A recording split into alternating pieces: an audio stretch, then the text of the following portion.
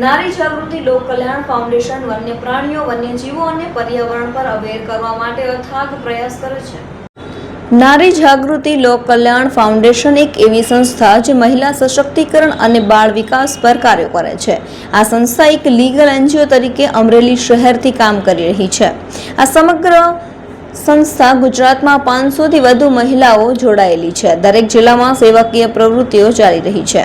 ત્યારે પ્રકૃતિ પર્યાવરણ રક્ષણ અને દર વર્ષે સાસણ ગીર પ્રવાસ કરે છે અને લોકોમાં જાગૃતિ લાવવા, લોકોને વન્ય પ્રાણીઓ અને વન્યજીવો સાથે પર્યાવરણ પર અવેર કરવા માટે અથાગ પ્રયત્ન કરે છે. સાસણ ગીર ટૂર આવતા ટુરિસ્ટો અને વન્યજીવન સાથે કેવી રીતે તાલમેલ મેળવીને પ્રકૃતિનું, પર્યાવરણ અને વન્યજીવોની સાથે કેવી રીતે વર્તન કરવું, તેને હેરાનગતિ ન કરવી, જ્યાં ત્યાં કચરો ન ફેંકી, પ્લાસ્ટિક તેમના જીવ સાથે ખેલવું નહીં.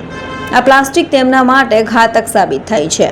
આ સંસ્થાના ટ્રસ્ટી નયના વિષ્ણુસ્વામી, લીના શાહ, કિરણબેન પડાયા તેમજ માધવીબેન ભટ્ટ, સિદ્ધિબેન મોદી, મીનાક્ષીબેન ઠાકર, જલ્પાબેન બૌસમિયા સહિત સમગ્ર અમરેલી ટીમ, જામનગરથી રીટાબા જાડેજા, સમજુબેન કોયાણી, નિરૂપાબેન બખતરિયા તેમજ નજમાબેન કાર્યક્રમની ભવ્ય બની રહે તે માટે નીલકંઠ જ્વેલર્સ, શ્રી યમુના જ્વેલર્સ, શ્રી નાથજી અને ક્વોલિટી ફેનવેસ્ટ દ્વારા યોગદાન આપવામાં આવ્યું હતું.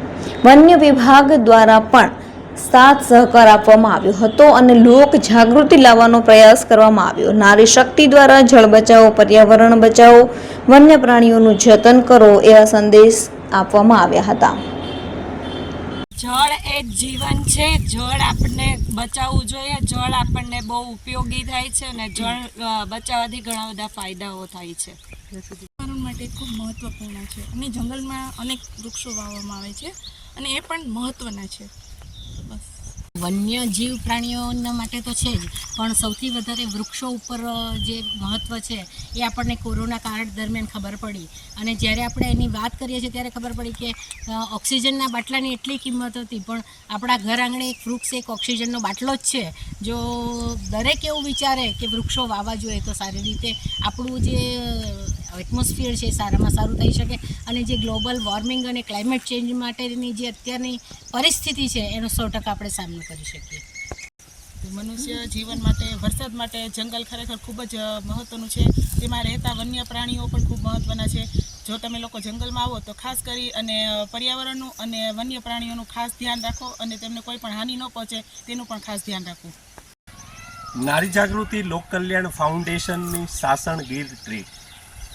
અમારી સંસ્થાનો હેતુ પ્રકૃતિ બચે, પર્યાવરણ બચે, વન્ય જીવન અને માનવ જીવનનો સમન્વય કેવી રીતે થાય, આ પ્રકૃતિનું રક્ષણ કેવી રીતે થાય, પર્યાવરણનું જતન કેવી રીતે થાય, એના ઉદ્દેશ્યો સાથે, એના હેતુઓ સાથે અમારી એક આ ભવ્ય ટૂર અને અમારી સંસ્થાની બહેનો દ્વારા એક લોક જાગૃતિ અભિયાન અંતર્ગત પ્રકૃતિ બચાવો, પર્યાવરણ બચાવો, જળ બચાવો, વન્ય જીવજંતુ, વન્ય પ્રાણીઓ સાથે કેવી રીતે વર્તવું જોઈએ એનો એક શુભ સંદેશ આજે નારી જાગૃતિ લોક કલ્યાણ ફાઉન્ડેશનની તમામ બહેનો દ્વારા આ લોકોને, જે લોકો જંગલનું પ્રદૂષણ, હવે જંગલની અંદર આપણે ફરવા તો જઈએ છીએ, આપણે એમથી ના રિસોર્ટે જાય, જંગલમાંથી જઈએ, પણ આપણે એ નથી વિચારતા કે આપણે જે વસ્તુ લઈને જઈએ છીએ, નાસ્તો લઈને જાય છે, તો એમનું રેપર છે આપણે ફટ દઈને જંગલની અંદર ફેંકી દઈએ છીએ.